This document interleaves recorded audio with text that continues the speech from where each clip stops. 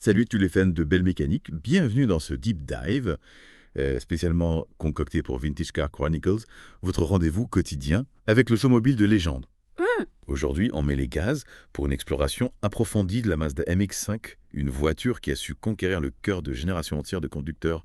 Accrochez vos ceintures, on part pour un voyage à travers les époques. Ah, la MX5, un véritable symbole du plaisir de conduite à l'état pur, accessible à tous. C'est fascinant de voir comment cette petite voiture a réussi à marquer l'histoire automobile. Absolument. Et on va justement décortiquer ce succès en parcourant les 4 générations de la MX-5 de sa naissance en 1989 à nos jours. Oui, Commençons par le commencement avec la genèse de ce modèle iconique. On dit souvent que l'histoire de la MX-5 est aussi passionnante que la voiture elle-même. Qu'en pensez-vous? c'est tout à fait vrai. Figurez-vous que tout a commencé avec un journaliste américain, Bob Hall, passionné de roadsters anglais. Il était attristé de voir ces petits sportifs disparaître peu à peu du paysage automobile. Il a alors eu une idée audacieuse, proposer à Mazda de créer une version moderne, accessible et fiable de ces voitures mythiques. Un journaliste à l'origine d'une voiture de légende, c'est plutôt inattendu. Mais comment Mazda a-t-elle réagi à cette proposition? Eh bien, 2 ans plus tard, Mazda a embauché Bob Hall.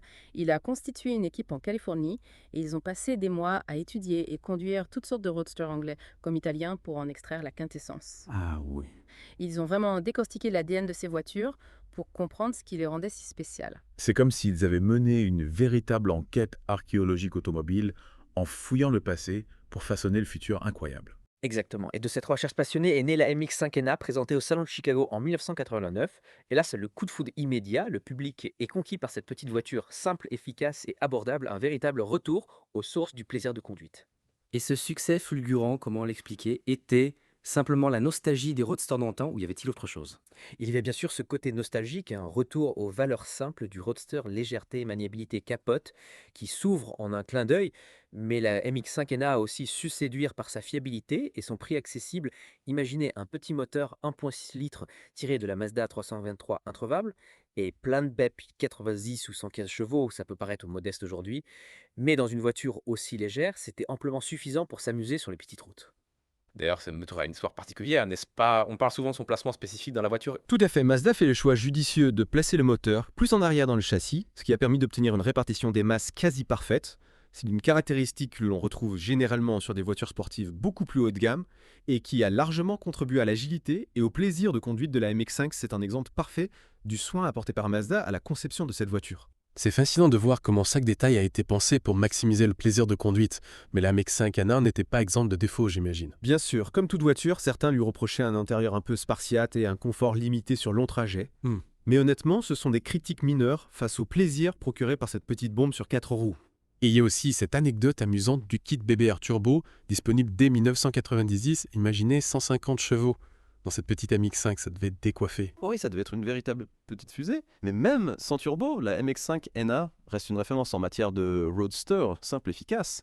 Et surtout accessible, une recette gagnante qui a permis à la MX-5 de s'imposer comme un véritable phénomène automobile. Et après ce succès phénoménal, comment Mazda a-t-elle fait évoluer la MX5? Parce que l'histoire ne s'arrête pas là, bien au contraire. En effet, en 1998 arrive la MX-5 NB, une deuxième génération qui va tenter de concilier tradition et modernité. Mais ça, c'est une autre histoire. Et c'est justement ce qu'on va découvrir dans la suite de notre deep dive. Restez avec nous. Alors la MX-5 NB, une deuxième génération qui a suscité des réactions mitigées à sa sortie. Certains ont regretté la disparition des phares escamotables emblématiques de la NA. Ah oui. Et ont critiqué son design plus arrondi. Ah oui, c'est vrai que le changement esthétique était assez marqué. On s'éloignait un peu de la ligne pure et sportive de la première génération. Mais personnellement, je trouve que la NB a plutôt bien vieilli. Elle a un charme certain avec ses formes plus voluptueuses. Non, c'est une question de goût, bien sûr. Mais objectivement, la MX-5 NB a apporté son lot d'améliorations. La tenue de route a été affinée. Le coffre est devenu plus spacieux. Et l'intérieur a gagné en ergonomie. On notera aussi l'arrivée de la direction assistée et des airbags, des éléments qui n'étaient pas présents sur la NA. Des équipements qui contribuent à améliorer le confort et la sécurité sans pour autant dénaturer l'esprit de la MX-5. C'est important de préserver cette essence, cette sensation de liberté que procure un roadster. Absolument. Et Mazda a réussi ce pari avec la NB. Elle est plus confortable que la NA, surtout sur long trajet, sans pour autant sacrifier l'agilité et le plaisir de conduite. On peut traverser la France sans se fatiguer, tout en profitant des sensations uniques offertes par cette voiture. Et sous le capot, on retrouvait toujours ce fameux moteur en 1,6 litres. N'est-ce pas un gage de fiabilité et de simplicité? Oui, le 1,6 litres était toujours de la partie, avec une puissance légèrement augmentée à 110 chevaux. C'était amplement suffisant pour profiter pleinement de la voiture. D'ailleurs, Mazda a toujours cette philosophie de proposer des voitures légères et maniables, où la puissance n'est pas le critère principal. C'est une approche intéressante. On est loin de la course à la puissance que l'on observe souvent dans l'industrie automobile avec la MX5. On se concentre sur l'essentiel, le plaisir de conduite, la communion avec la route, les Ça, sensations. Exactement, et c'est ce qui rend la MX5 si spéciale. Elle nous rappelle que le plaisir de conduire ne dépend pas forcément de la puissance brute, mais plutôt de l'équilibre, de l'agilité et la connexion entre le conducteur et la machine. Une philosophie qui a traversé les époques, puisque la MX5 est toujours fidèle à ses principes. Mais revenons à l'évolution du modèle. Après la MB, on a assisté à un changement de style plus radical avec la MX5 NC, apparue en 2005. Ah oui, la NC a marqué une rupture plus nette dans le design. Elle adopte un look plus moderne, plus agressif, avec des lignes plus tendues, des ailes plus prononcées. On s'éloigne un peu du style néo-rétro de la NA et de la NB. C'est vrai que la NC affiche une personnalité plus affirmée. On sent que Mazda a voulu moderniser la MX5, lui donner une allure plus contemporaine. Et c'est aussi avec la NC que l'on voit apparaître la version Roadster coupé avec son toit rigide escamotable, une première pour la MX5. Tout à fait, c'est une innovation qui a séduit de nombreux acheteurs. Le toit rigide escamotable offre une polyvalence accrue, permettant de profiter de la MX5 dans toute saison, tout en conservant une ligne élégante. C'est un compromis intéressant entre le Roadster classique et le coupé. Et du côté des motorisations, qu'est-ce que la NC proposait?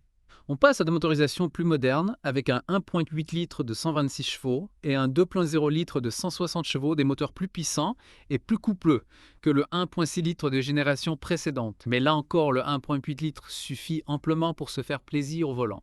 Il offre un bon compromis entre performance et économie des carburants. On sent que la MX5 évolue avec son temps, tout en restant fidèle à ses principes fondateurs, un équilibre subtil entre tradition et modernité. Exactement. Et cette évolution se poursuit avec la 4e génération, la MX5 ND apparue en 2015, une génération qui marque un retour aux sources tout en intégrant les dernières technologies. Ah oui, la ND, un véritable concentré de technologie et de plaisir de conduite. On va justement explorer cette génération en détail dans la suite de notre Deep Dive. Alors, parlons de cette MX5 ND. La génération actuelle, ce qui frappe au premier regard, c'est son design, n'est-ce pas? Absolument, la MX5 ND marque un retour aux sources en termes de design avec des lignes plus fluides et épurées qui rappellent la NA. Elle est compacte, légère et son style est à la fois moderne et intemporel. On sent que Mazda a voulu rendre hommage à l'héritage de la MX5 tout en l'inscrivant dans son époque. Et cette impression de retour aux sources se confirme-t-elle au niveau de la conduite? Oh que oui, la ND est un véritable régal à conduire. Elle est d'agile, précise et communicative. On retrouve cette sensation de symbiose avec la machine, cette impression de faire corps avec la route, qui a toujours caractérisé la MX5 Mazda, a réussi à préserver l'ADN de la MX5 tout en l'améliorant sur tous les points. On parle souvent de la position de conduite de la MX5 ND comme étant particulièrement réussie. Qu'en pensez-vous? C'est vrai, la position de conduite est idéale, très proche du sol, et le volant est parfaitement ajustable. On se sent vraiment intégré à la voiture, prêt à attaquer les virages, et puis l'habitacle a fait un bond en avant en termes de qualité. Perçu, les matériaux sont plus nobles, les finitions plus soignées. On sent que Mazda a voulu monter en gamme tout en conservant l'esprit simple et authentique de la MX5. Et sous le capot, quelles sont les nouveautés? Mazda propose 2 motorisations pour la ND, un 1,5 litres de 131 chevaux et un 2,0 litres de 184 chevaux. Et là encore, le petit 1,5 litres se révèle amplement suffisant pour s'amuser. Il est vif, plein de caractère, et sa sonorité est envoûtante. Le 2,0 litres offre bien sûr des performances supérieures, mais le 1,5 litres est un véritable petit bijou, parfaitement adapté au caractère joueur de la MX5.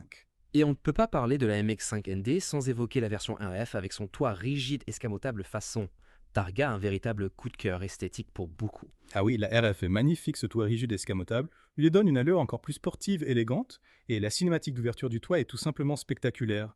On croirait presque voir une Ferrari Californie en miniature. C'est une version plus exclusive, plus raffinée, qui séduit une clientèle à la recherche d'un roadster, à la fois performant et élégant.